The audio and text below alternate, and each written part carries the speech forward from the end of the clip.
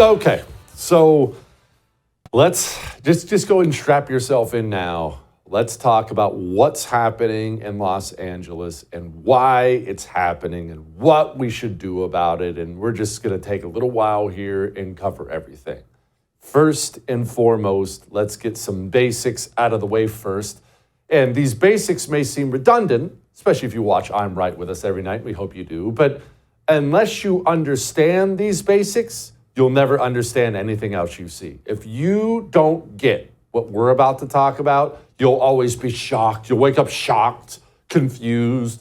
You'll say things like, I don't understand why I can't believe they're. Do you start out sentences like that? Well, if you do, it's just because you don't understand the basics yet. So let's talk quickly about the basics. First, communists are fighting a revolution. But what does that mean? Talk about that all the time. It's a revolution against everything. I know that sounds overwhelming and crazy, but it really is against everything. The entire basis for their thinking, remember, these are all malcontents. It's the religion of the malcontent, after all. The entire basis of their thinking is everything that exists, everything. It's all bad, it's all evil, it's all unequal, and therefore everything has to be burnt down, no matter what it is. It could be the Boy Scouts, it could be Los Angeles, it could be NFL football, the university system, medicine, it doesn't matter. Sesame Street. When the communist sees something that currently exists, the communist wants to burn it down. Now, there are many different ways to fight a revolution, and revolutionaries generally try to use as many of those ways as humanly possible. One of the main ways they do it is chaos in the streets. Chaos, cars burning, anarchy, violence, and this they do for a variety of reasons. One, you ever seen a toddler in the grocery store? Maybe you have one of those toddlers. Maybe you've been that toddler before in your younger days. You ever have a toddler get told no when they ask for the Rice Krispie treats? You ever see a toddler freak out, flip out, throw themselves on the ground, start screaming and yelling bloody murder? I actually saw this yesterday in the grocery store. I thought somebody was being stabbed. I was at the other end of the aisle and the screaming was so loud I turned, I had my weapon on my hand. Nobody was being stabbed. 2-3-year-old child that had been told no for something, I don't know what, screaming and yelling. And you know what mom was doing as this child was screaming and yelling? Mom wasn't bending down, snatching them up by the arm and informing them that it would be a really good idea to stop. Mom was doing everything in her power to calm the child. It's okay, honey. No, it's okay. Shh. Why? Well, mom's embarrassed. Mom's embarrassed. Everybody's looking. I was looking. I was 200 feet away. I was looking. Everyone's looking. What's going on? Oh, look at... Mom is embarrassed. Mom feels uncomfortable. The noise, the fit of rage from the toddler is making mom feel uncomfortable. And in that exact moment, because she's uncomfortable, because she's embarrassed, because everybody's watching, mom can be tempted. It can be very, very tempting to just give the toddler whatever the toddler wants to make the embarrassment stop, make the uncomfort stop. We need to make the screaming stop. That is a huge reason communists have always loved protests and rioting and things like that. Eventually, normal people, you, me, we wake up, we're watching this stuff. Maybe you're living it right now in Los Angeles and you just want it to stop. Stop the burning, stop the craziness, just whatever they want. Maybe Trump should just leave LA, no more deportations. We have to make this stop. That is a huge reason why the communist does what he does. And let's remember this. Always remember this. The more anarchy and crime and things like that happen in a society, the more people feel uncomfortable. It aids the communist. That's why he does it on purpose. That's why he prosecutes the crime fighters and defends the criminals. The Soviet Union did the exact same thing. Did you know that? Exact same thing. They let out Everybody from the jails. If you were a career criminal, you get off scot-free. If you're a good person trying to stop them, they'll throw you in the gulag. Exact same thing. It creates an environment ripe for revolution. Now let's go more specifically to Los Angeles. And this is a good time to remind you that Democrats brought these people in on purpose, as you see foreign flags fly around. But anyway, we come back to that. In Los Angeles, we have something called the Coalition for Humane Human Rights. CHURLA. What is that? Well, it's a communist front group. You don't think the rioting Democrats are always doing in this country, you didn't think all that was organic, did you? That's what they want you to think. Did you know that? You've seen it many times before. St. George Floyd, all those riots come to mind, of course, but it's happening again right now.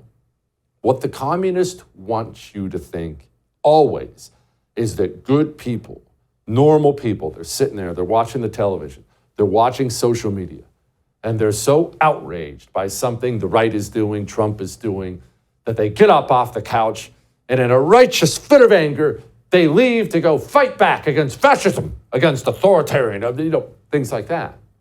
But none of that's true at all. You see, there's something else that goes all the way back to the Soviet Union, East Germany, China. Communists, in order to create that impression, to create the impression of organic outrage from normal people, they pay for and organize riots. 99% of communist riots you see in this country are not in any way organic. They are paid for and organized. Many of the signs actually have the group who paid for them printed on the signs. The shields they're carrying. Have you seen any of these shields they're carrying? It takes time to make those. Did you know that? It doesn't just happen overnight. People have already dug into the research of this. It takes 3 or 4 hours to make one of those shields. This stuff is not organic. These communist front groups get money. They take that money and they give that money. Well, they use that money like an army uses the money. They use it for weapons, materials, shields. They use it for training. Did you know they go through training? Sounds weird to someone like you or me, right? Because I never went through any training at all. I ran for Congress twice and nobody ever trained me. Hey, is there a class? Maybe they should have, maybe I would have won, but there was no training. I haven't had any training. They do go through training. They sit down in classes and they learn this is what we chant. This is why we chant it. This is how we make weapons. This is how we do. Don't do this, do that, push. They go through training. These groups are paid for, trained, and organized. They're an invading army. And maybe that begs the question, who's paying for it? If they're paid for, is it all George Soros? We love that name, but me too. It's you. And it's me. On top of communist agitation in this country being paid for and organized, it's paid for and organized by the American taxpayer. This group, we know this now from reporting people like Jennifer Van Laar, who will be joining us in a few moments. We know that this group, it has almost all of its funding, I believe 96%, from the taxpayer. And this is how it works in the United States of America. Democrats get elected. Maybe it's a city like Los Angeles. Maybe it's a state like California. Maybe it's the federal government. Democrats get elected. And part of their job, how they view their job, is finding a way to take taxpayer money that should be used for the good of the country, protection of the country, finding a way to take taxpayer money and handing it out to communist front groups who will then street riot on behalf of it. It's a gigantically evil, evil system, but it's how these people operate. They, wherever they take power, they look at the treasury of Los Angeles, of California, of the United States of America, and they see an opportunity to pay for mercenaries to push the communist revolution forward. Now, why are you just hearing about things like that on this show? You're hearing about things like that on this show because the American media, who should be exposing things like that, they should have exposed it decades ago, they love it. You see, that brings us to another point about all this. Remember that communists, they don't have anything that goes above their religion. They're not political. They're not ideological. They are religious. Let me ask you something. Are you a religious person? Do you believe in things? Maybe you're a Christian. Do you believe in Jesus? Is there ever a situation, whether you're at work, family, no matter what you're doing, where you set Jesus aside? Hey, you know what? I'm done with this Jesus thing. I'm not a Christian for a couple hours while I'm at work, then I'll put my hat back on. Of course not. Everything is secondary to that, right? Well, the communist operates the same way.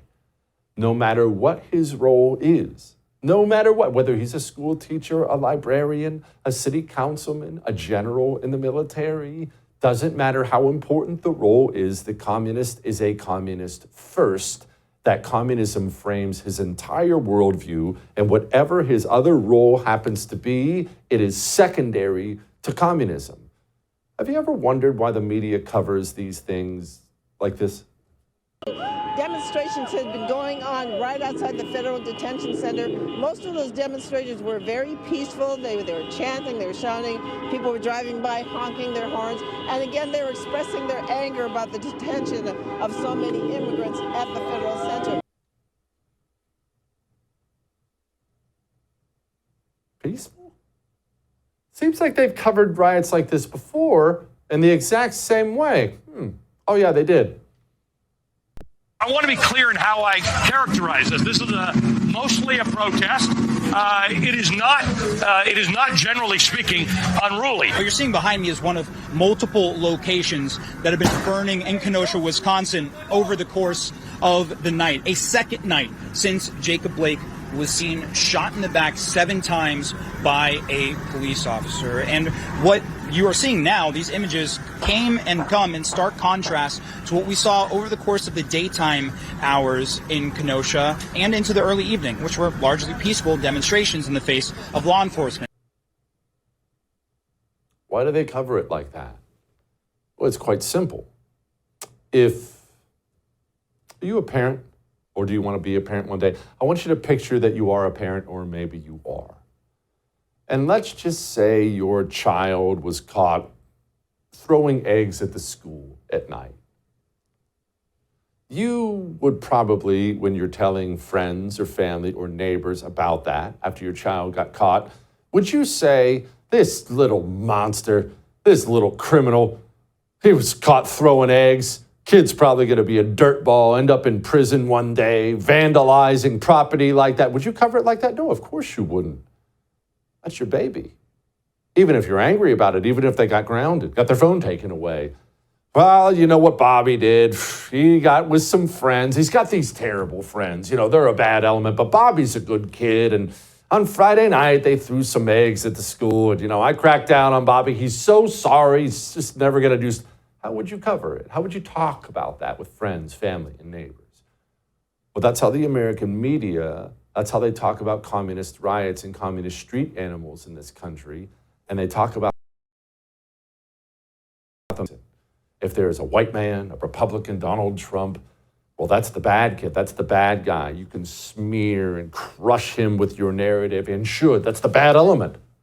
But when it's a communist street animal, when it's some illegal torching an LAPD cop car, you understand that guy's yours. You're his. There's a revolution afoot, and you have to protect said revolution. So you'll stand in front of a burning building with a straight face and tell the American people how peaceful the entire thing is. That's why they cover things the way they cover things. And one final note on this before we move on and talk to journalists and other things about it. I want to remind you of something, and I want to be crystal clear about this. Have you spent the last few days maybe watching us here on The First or social media, or have you been angry about the flying of the Mexican flag in an American city as they loot and torch and do horrible things? Of course you've been angry. I've been angry myself. Got my blood pressure up one night. Wife had to calm me down. I'm angry. You're angry. We're angry about this. Well, I want to remind you that Democrats spent 4 years bringing in as many foreigners as they possibly could. It wasn't a whoopsie. They didn't do it because they're nice. They brought in as many foreign barbarians as they possibly could to destroy your country. And while Democrats were bringing those people into your country, destroying your country on purpose, there is a cabal, not a huge one, but big enough, a cabal of Republican senators and congressmen from red states who helped them do it at every turn and tried to help them do it some more. Do I need to remind you that last year, this is not ancient history, last year, after Joe Biden and the savages in his administration had imported 20 million barbarians into your country, red state Republican Senator James Lankford joined with Democrats to try to ensure they could bring in more and to try to hand out more amnesty for illegals. Now, why would he do something so suicidal, so politically suicidal in a state like Oklahoma? Well, James Lankford knows exactly how to play the game, you see. The game is simply this. When you are far from an election as a senator, they only have an election once every 6 years. When you're far from an election, you screw over the voters every chance you get. Keeps your pockets lined. But then, when it gets closer to the election, you simply go on television and you lie and you pretend to be some sort of an immigration hardliner. 1 year ago, James Lankford was working with Chuck Schumer to amnesty millions of foreign barbarians to put your cities to the torch. On Sunday, he was on television saying this. What President Trump is trying to do is say this is not going to take weeks this time. We're not going to allow this to be able to spiral out of control. This is an American city. And to be able to have an American city where we have people literally flying Mexican flags and saying you cannot arrest us cannot be allowed. If someone violates the law, no matter what state that they're in violation of a federal law, they should face consequences for that. Don't be fooled again. They do it all the time. They do it in, look, I'm not picking on Oklahoma. They do this in Texas. They do this in the Carolinas, Louisiana, the Dakotas, Wyoming, Montana. You name the red state senators play this game. They'll do something terrible to you. They'll think you'll forget. And then they run on television talking tough as it gets closer to election season. I haven't forgot about you, James, and don't think I will. All that may have made you uncomfortable, but I am right. I would thank you for coming to my YouTube channel, but I know how brilliant it is, and I know you love it here. So subscribe and watch. We're going to start really ramping things up and putting some funny stuff, some interesting stuff out there, some collaborations. Either way, my YouTube channel is officially the place to be. So stick around.